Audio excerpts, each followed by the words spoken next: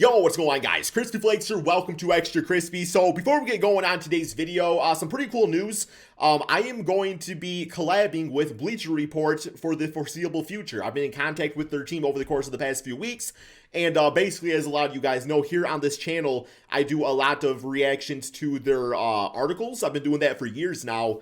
And yeah, a representative reached out to me and basically wanted me to do that, but for their YouTube channel, man. So it's going to be a good opportunity just, to get my channel and my name out there a little bit more. So, yeah, if you guys do see some Bleacher Report videos with my face in it, that's why.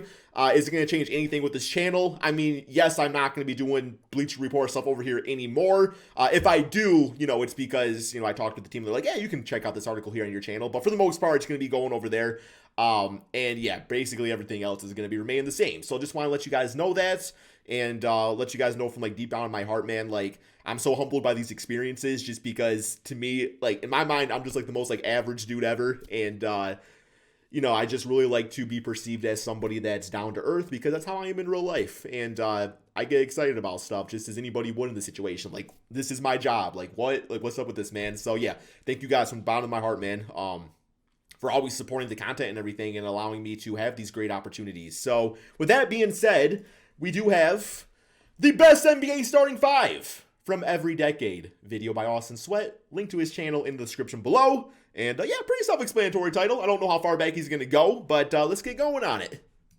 NBA teams from every decade. The best 35 from every decade if we had to make one. And we'll see who the MVP from each one was. And we start with the 60s with Oscar Robertson, Jerry West, Elgin Baylor, Bob Pettit, and Bill Russell. That's nailed. A lot of familiar names, but nobody I've ever actually seen play. But from everything we know, we could assume that this would be an all-time. No, I've seen Jerry West play before.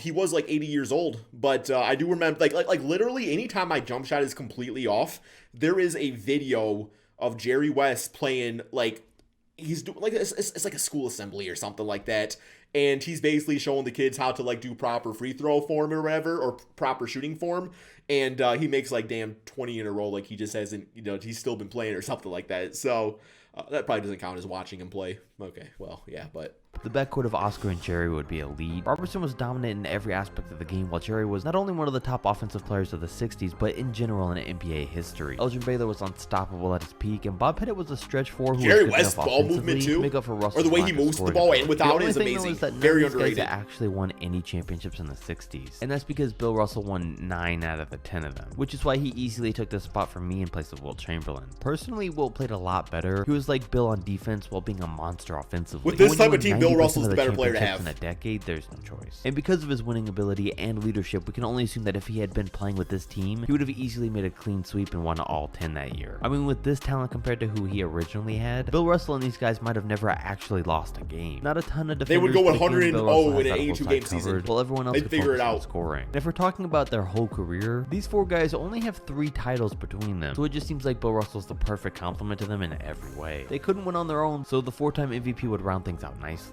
And for that reason, it's why Bill Russell is easily the MVP of the 60s as a whole. For the 70s, we have Walt Frazier, Pete Maravich, John Havlicek, Elvin Hayes, and Kareem. And with these 70s, yeah, I would say that's cool. That's cool for it. I mean, these are all like, man, I feel like there's like a name that's being missed though. This would be it, right? John Havlicek at the 4th spot. You got Pistol Pete, Walt Frazier.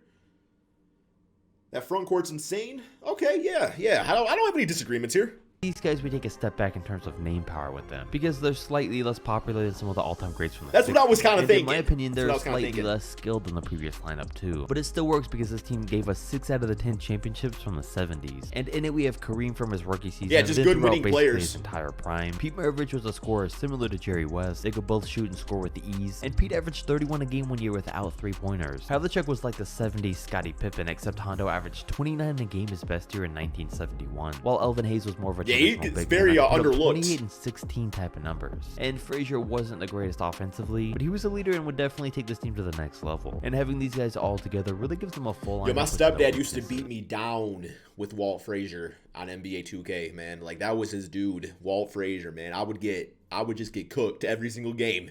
I'm not getting back with Dirk Nowitzki, but yeah. Each guy excels in a different space. They aren't really lacking in any one category. Or Reggie but Miller, just as back when he was in 2K. And as for the MVP of the decade, Kareem easily takes this one. Now in the 1980s is when things really start to heat up, and it's not even fair anymore. Because you have Magic Johnson, Michael Jordan, Larry Bird, Kevin McHale, and Kareem. Within the 1980s, they have 25 All-NBA first teams, 8 NBA championships, and 8 MVPs between the 5 of them. And these are the 5 guys that ran the league back then. It was Magic and Bird who were debated as the 2 GOATs of the NBA. Then MJ came in and started to take that title. So you have 3 guys that were thought to be the GOAT all on one team. Not even to mention we get to include Magic's right-hand man in Kareem, and Larry Bird's number 2 with Kevin McHale. So you have not only 5 of the league's best players over the last 10-year span, but you also have I didn't see Kareem there. Okay, yeah, 2 Lakers too. That made up 2 of the best teams at the same time. And as a team, they'd fit flawlessly. Now at this time, Jordan still hadn't won any championships, so he wouldn't necessarily be the leader, because that would be everyone else and he'd be the young guy. But he would be the team's go-to scorer since he averaged 37 a game in 1987. Magic would obviously be the facilitator. Bird would be the team's shooter. McHale would probably spend most of his focus being the team's go-to defender. Honestly, you got Larry Bird out there, but MJ wasn't the greatest shooter early on in his career. That spacing ain't going to be fantastic, but they'll figure it out. Like, they're going to figure it out. Between 86 and 88. While Kareem would be the veteran and lead the front court. And the MVP of this lineup is tough between Magic and Larry Bird, but seeing how Magic won 5 titles and 3 MVPs in the 80s alone. What do you say, 80s? I mean, you could even put Larry at the 4 and Scotty at the 3 or something like that, or vice versa. Yo, what about Dr. J, man? We're going back to like the 70s or 80s. And this is arguably the best lineup we could possibly make in the best. Yeah, I want some Dr. J up in here. Maybe not. Maybe someone still beats them out, so let's keep going and find out. I mean, the 90s cuts things close with John Stockton, Michael Jordan, Scottie Pippen, Karl Malone, and Hakeem. That's and it's similar unfair. Because it gives us 2 top duos in the league for that decade combined with another all-time great. We have the greatest of all time in his prime, the greatest duo of all time, and 2 guys who may take second on that all-time duo list, while having Hakeem at center who could do it all. And just between the 3 of these guys, it gives us 7 out of the 10 NBA titles from the 90s. Yo, what about Grant Hill? Met twice in the NBA Finals. And now for them to join up gives us similar vibes to Kevin Durant. Jerry Stackhouse. I couldn't even imagine how good this team would be from taking an all-time great passer, 2 all-time great scorers, an all-time defender, and an all-time overall player and putting them all together in one lineup. Not even to mention 4 out of the 5 of these guys were some of, if not the best players in the league at their position on defense. Jordan never played with an actual top-tier big man, so having Malone and Hakeem down low would completely change his game and open up so many opportunities for him. And Stockton and Malone never played with another elite scorer or defender, so yeah, they just casually add the greatest of all time as the 3rd option to their team. And all of that's not even to mention how Hakeem Olajuwon only played with 3 other All-Stars during his entire career. It's crazy when Hakeem's like the last guy that's being talked about. Like, this decade was obviously Michael Jordan. For the 2000s, things get interesting with Allen Iverson, Kobe Bryant. Man, that's...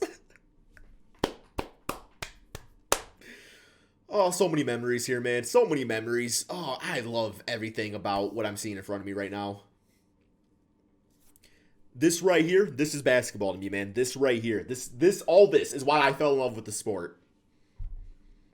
LeBron James, Tim Duncan, and Shaq. So what sticks out here is that with the base of this team, we start with the duo of Kobe and Shaq. And there may be no better complement to O'Neal than one Tim Duncan. You combine the loud, playful, dominant powerhouse Shaq with Tim, who maybe was Dirk quiet, because of the could spread spacing. The floor, had a winning mentality, and a skill set that would kind of perfectly complement Shaq. It's weird how much of opposites they were out on the court. Tim Duncan got that banked 3-point, or that banked mid-range shot, though. If you think about it. And to this squad, you'd add LeBron James, who at the time in all of the 2000s, for the most part, was a player built off of pure athleticism. Don't get me wrong, he had skill, but not enough of it back then. Like most young players, it was still early in his career, so he was able to get by just by his speed and ability to drive past everyone and dunk on them, which was why he had limited success in the playoffs. So putting him with all these other guys would make up for his weaknesses and be the perfect scenario. He'd get to just play his game and play to his strengths, while everyone else would be able to hide his lack of shooting ability. And top that off with Allen Iverson at point guard, and you have yourself a super team. I am a little skeptical though. Iverson, Kobe, and a young LeBron around the perimeter really limits things in how they could stretch the floor. Make it work. Those guys were reliable for 3 back then, and Tim Duncan was only mid-range, so it'd be tough. But honestly, again, 3s weren't as important in the 2000s, but I think they'd managed just fine. The MVP of the decade in the grand scheme of things would probably go to Kobe Bryant, who won 5 titles between 2000 and 2010, made the all-defensive first team 8 times, and was a 2-time scoring champ and 1-time MVP. Yeah, I'll probably say Kobe or Duncan. Where we have Steph Curry, James Harden, LeBron James, Giannis, and Dwight Howard. There's really not much debate needed for placing any of these players in these spots, but I will mention that at one point, Klay Thompson and James Harden were debated about who... Yeah, Tim Duncan over, I mean, Dirk Nowitzki and KG, 2 of my favorite power forwards of all time. But yeah, Tim Duncan is the best right there. And then for here, Giannis over Dirk. Yeah. who was the better shooting guard. And Klay did help the Warriors to 3 championships, so it was a little tough not including him here. But when you look at personal success, James takes it. Because there's a lot to be said about leading your team instead of being a second option. I mean, plus in these 10 years, Klay only made the All-NBA third team twice. I don't know if I agree with that statement. I feel like what makes Klay Thompson so great and why he would be perfect in this lineup is because of his ability to play like a first option, but be a second or third option on the teams he plays for. Like, he just is the perfect, just like doesn't need to be the best, but you're still going to get the best out of him player. Where James Harden, when he was, individually focusing on, his own personal success and everything like that, it didn't really lead to much for the Rockets. Just my opinion, though. Twice, as opposed to Harden, who made it 6 times and won an MVP, so really it wasn't too hard of a choice. Then the other debate would be putting Giannis over Tim Duncan, and with them, you'd have more offense in the backcourt than you know what to do with. So I mean, that alone right there would be good enough. But then, oh yeah, you add in the second greatest player of all time, who I have to add fits in perfectly with his all-around game right in the middle of all this offensive defense. As for the decade's MVP, I gotta give a co-MVP to Steph and LeBron James. Both have dominated. Hey, co's! Hey, there we go. James cemented himself as a top 2 player, and Steph changed basketball. So do that for Magic and Bird. We're at this decade, the 2020s. We're only 2 years into it, so it's hard to say exactly how things will turn out. It's hard to say who will end the decade on top. Ja Will Morant. Trae Young take over? Could it be Ja Morant? Luka Doncic, like everyone at one point believed? Or could LeBron hold on for 8 more years? My prediction for this decade will be Ja Morant, Luka Doncic. Kevin Durant still got some time left. Kevin Durant.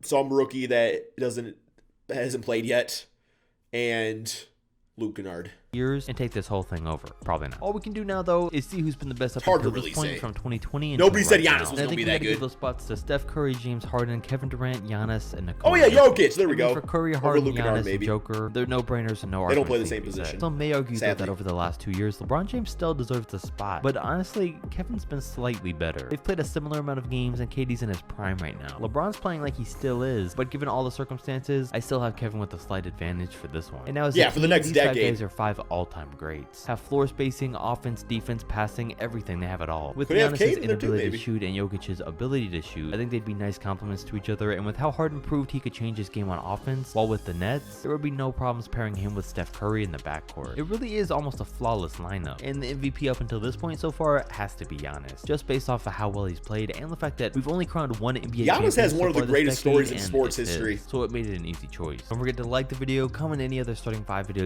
All right, guys, that is the end right there. Like I was saying earlier, link to Austin's channel description below. That's all we got. Thank you all so much for watching. Peace out, my friends.